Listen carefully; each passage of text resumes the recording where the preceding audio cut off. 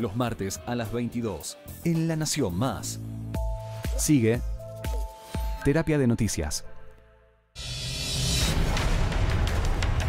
Se multiplican las movilizaciones y los piquetes. En la calle se vive un verdadero clima de tensión.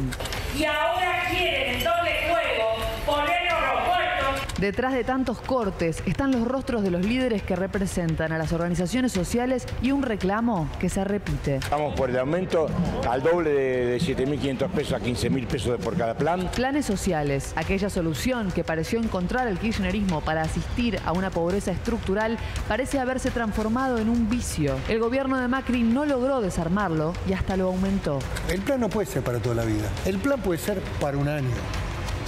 En la coyuntura de un despido. Pero inclusive hasta el kirchnerismo más puro sabe que los planes sociales serán un problema para la próxima gestión y lo han hecho saber. El gobierno que yo dejé con 207.000 planes sociales hoy tiene 467.000, casi medio millón de planes.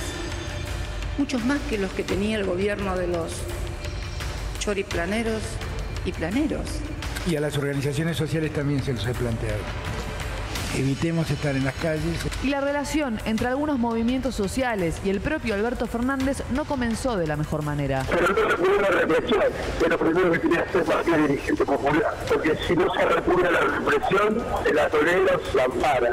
¿Cómo hacer para desarmar la estructura del plan social y volver a la cultura del trabajo? Está con nosotros Julián de Diego, que es abogado laboralista de vasta experiencia. Julián, ¿cómo estás? Bienvenido. Gracias por la invitación. Bueno, larga por donde vos quieras. Ahí había una pregunta que es que de 50 papers juntos, que es cómo transformás, cómo se genera trabajo, qué hace falta, con qué se encontraría Macri si renueva o Alberto y la gente que lo asesora al respecto. ¿Qué te parece? Mira, un tema que está sobre la mesa es de qué modo uno puede generar condiciones para que de algún modo se genere un flujo entre el grupo desocupado, el grupo que está con planes sociales, los desempleados, los que están en el proceso que se llama de exclusión, y que no es un proceso de exclusión voluntario. La exclusión proviene también de que, como ese es un círculo vicioso, la persona tiene muy bajo nivel de educación, la mayoría no ha terminado la escuela primaria, y hoy se requiere como mínimo para tener un trabajo digno y con futuro terminar la secundaria.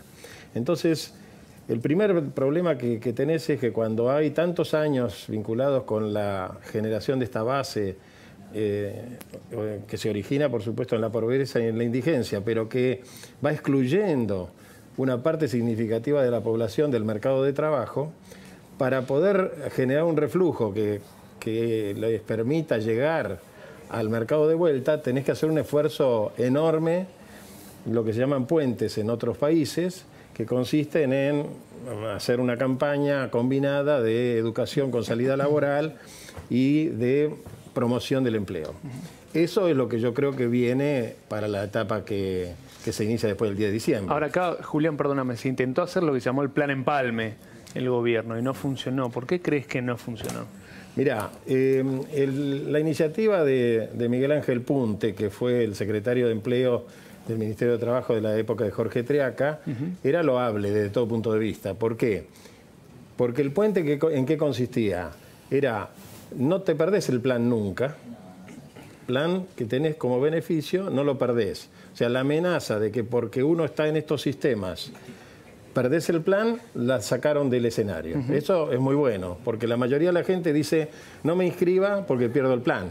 Claro, hoy escribe una nota usted en un diario donde justamente da un ejemplo concreto, ¿no? Que pedían, no sé si 30 puestos y a gatas pudieron llenar 6. ¿Por qué? Bueno, hay varias pruebas de esa naturaleza. ¿Qué es 30 puestos? ¿En qué no, es una empresa real que yo conozco porque es cliente del estudio, que dijo, bueno, vamos a trabajar en esta tarea de inclusión, ¿no? La palabra inclusión es la palabra que se utiliza hoy en los países desarrollados para que todos los grupos que están marginados y excluidos se puedan insertar en el mercado. ¿En qué consiste? Vamos a buscar 500 personas que sean candidatos, les vamos a dar entrenamiento y capacitación. La empresa era una empresa que tenía baja calificación porque hacía tareas de limpieza, de vigilancia y de mantenimiento. Entonces, la recalificación era un esfuerzo de 3 meses, 4 meses de entrenamiento. Hay trainee on the job también, o sea, donde la persona va empezando a hacer el entrenamiento al lado de alguien que ya está entrenado. ¿Y eso qué generaba? 2 ventajas para la persona. La primera, no perdía el plan. Y si la persona perdía el trabajo, el plan automáticamente se le reactualizaba. Y la empresa que recibía a la persona tenía una compensación, que era el plan. O sea, si la persona tiene un plan de 8.000 pesos, el sueldo era el saldo hasta terminar el salario, pero el empleador se ahorraba los 8.000 pesos. Claro. O sea que había un doble incentivo para el empleador, para contratar a esta gente y para hacer el esfuerzo de la capacitación. ¿Por qué fracasó? Sí. Fracasó porque todos los mecanismos que se habían ideado eran mecanismos muy lejanos a la necesidad de interpretar las limitaciones de ese grupo poblacional. Lo traduzco al español. Baja instrucción para hacer lo que había que hacer. Hay una palabra mágica hoy que se usa en el mundo moderno que es empatía. Si vos no te colocás cuando tenés que atender a una persona que está en ese estado de marginación y de postración, en el lugar de la persona, todos los mecanismos que utilizás son lejanos a las inquietudes que esa persona tiene. ¿Qué pasa? ¿Qué siente? No lo entendés porque, mirá, yo voy a contar una anécdota chiquita que es para alquilar balcones. Sacerdote de las villas de emergencia, ¿no? Cura Villero. Me cuenta, ¿no? Sacerdote que además fue compañero mío en facultad, o sea que verdaderamente una persona muy, muy formada. Me dice, bueno, yo voy al almuerzo con una familia y los comentarios son estos. Y bueno, ¿le llevaste la frazada a la tía? Porque está presa en una comisaría. ¿Y a vos cómo te fue? Y hoy no me fue muy bien, no había conseguido robar nada. O sea, era una familia de chorros, no sé cómo llamarlo, de ladrones, por tercera generación. Era la tercera generación que su hábito, su vida normal era culturalmente estar arraigada al delito, al hurto, porque no eran violentos. Era chiquito, pero en el ámbito delictivo. Pero de esos grupos hay células enormes adentro de las villas de emergencia, o hay gente que está siempre en el límite de la marginalidad. Entonces, fracasó por eso, Francisco. En realidad, en el fondo de la cuestión, vos tenés que tener, el puente tiene que ser un puente que interprete bien culturalmente de dónde tenés que sacar a esta gente. Y quizás anterior, ¿no? Quizás la inclusión no empieza por el trabajo, sino por la escuela. Sí, además es un proceso de degradación que tiene 40 años, 50 años. ¿no? Para revertir eso que se llama socialización primaria y secundaria y resocializar y proponer nuevos valores y que funcionen y que entonces desplacen los antiguos por los nuevos. Bueno, es un trabajo que va a tardar. Cuesta una enormidad. Ahora, por ejemplo, algunas empresas han tenido éxito.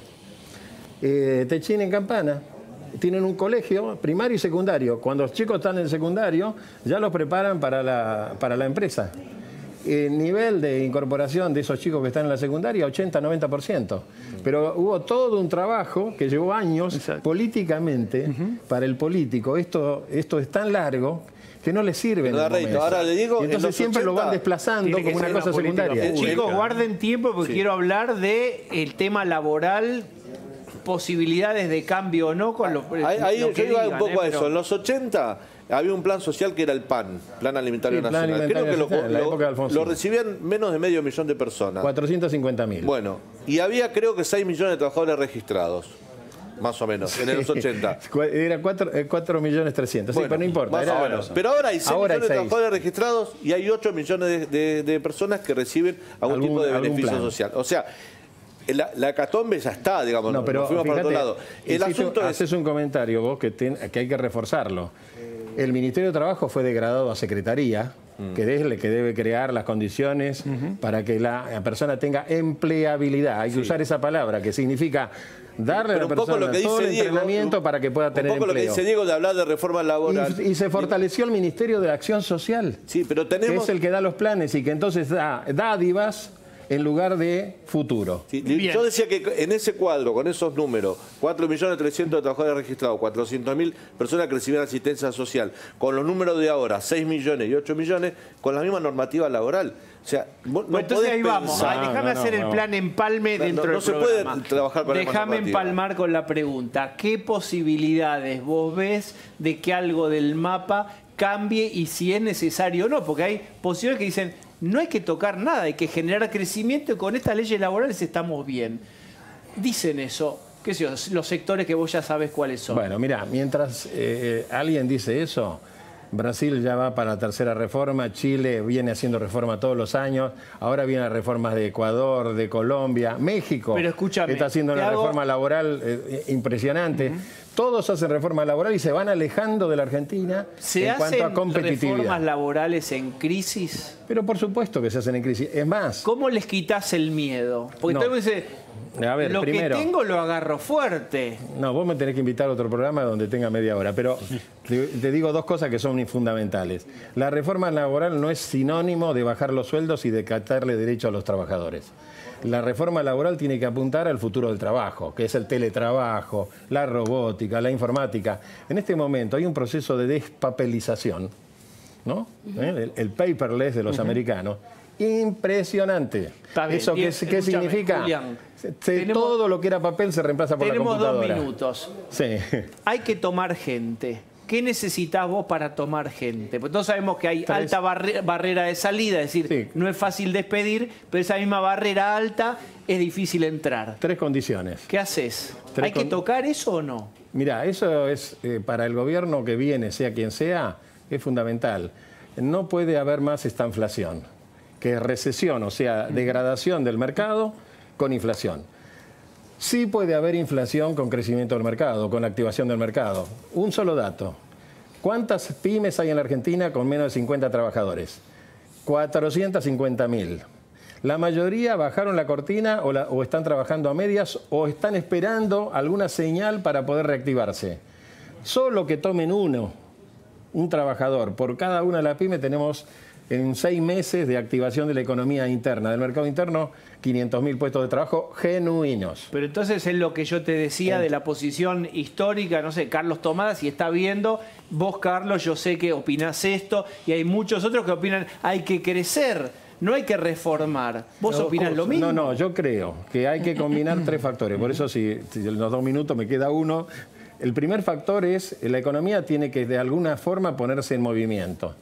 Probablemente se pueda poner en movimiento con la máquina de imprimir, pero hay que poner en movimiento. No se puede seguir viviendo en un proceso de recesión porque la pobreza va avanzando sobre la gente que tiene trabajo. En este momento, 50% de la gente que tiene empleo en blanco está por debajo del nivel de pobreza. O sea, ya no tenés la pobreza instalada en el que se quedó sin trabajo. En el que tiene trabajo. Que tiene trabajo de calidad, está por debajo de la canasta familiar que está en 50.000 pesos, ¿no? A pesar de que dice que es 31. Mirá, 40.000 pesos de canasta familiar es 50.000 pesos de un sueldo en blanco, porque tenés que agregarle carga social. La canasta familiar es el salario de bolsillo. Segunda condición, tenés que empezar a articular un montón de temas. Hoy hay 400.000 puestos de trabajo en Uber, Cadify, Globo. Aplicaciones. Tenés que, bueno, aplicaciones. No tienen normas legales, están todos al borde de la ilegalidad. Bueno, no creo que la solución sea meterlos en la ley de contrato de trabajo porque con ese costo desaparecen. Nuevo marco laboral para Pero tiene que haber un marco laboral en el medio entre el autónomo y el trabajador dependiente. Tercera condición, tenés que hacer una campaña fenomenal de educación de corta duración con salida laboral. O sea, todo el mundo tiene que tener una posibilidad de tener capacitación con salida laboral en la final de la primaria y en la escuela secundaria. Hoy el 80% de lo que era escuelas técnicas y demás están desactivadas. Pero no hubo un plan y se dijo que eso era, digamos, someter a los chicos y a los estudiantes a ser funcionales a las empresas. Bueno, y que entonces eran todas esas cosas. Las pasantías laborales. Están funcionando. Sí, el trabajo dual también se llama. Lo hace Alemania eso. Digamos, Alemania, funciona, ¿no? En todos los países centrales del mundo bien. Hubo resistencia en la ciudad de Buenos Aires, pero lo hace Alemania. Pero comenzaron a funcionar. Pero en todos los países centrales del mundo, todos, mira, ¿cuántas personas con subsidios tienen los Estados Unidos? 50 millones de personas. excombatientes, gente que es quemada por la droga y el alcohol, etcétera. Están excluidos. A todos ellos, el gobierno de los Estados Unidos le da capacitación, entrenamiento, le busca trabajo posible, etcétera, le busca actividad en otros mundos, deportivos, vida espiritual. A todos le dan apoyo logístico, pero le crean la posibilidad. Si no elige la oportunidad, porque eso es un país democrático, y republicano, a la persona le tenés que dar la opción. Si no quiere trabajar y va a ser un vago toda la vida, es una opción. Pero le da la oportunidad. Si vos no creás las oportunidades, el futuro de la Argentina está sellado. Vas a tener en el año que viene un problema con la pobreza humanitario. Vas a tener un problema humanitario internacional. La Argentina va a necesitar asistencia. Julián, gracias. Prontamente vas a estar de vuelta, si tenés ganas. Sí, encantado. José del Río tiene una entrevista espectacular de entrada con Oppenheimer. Miren ustedes con qué larga. Así que, y tiene una cosa después espectacular. Hasta mañana. Chao, Mesa Chica.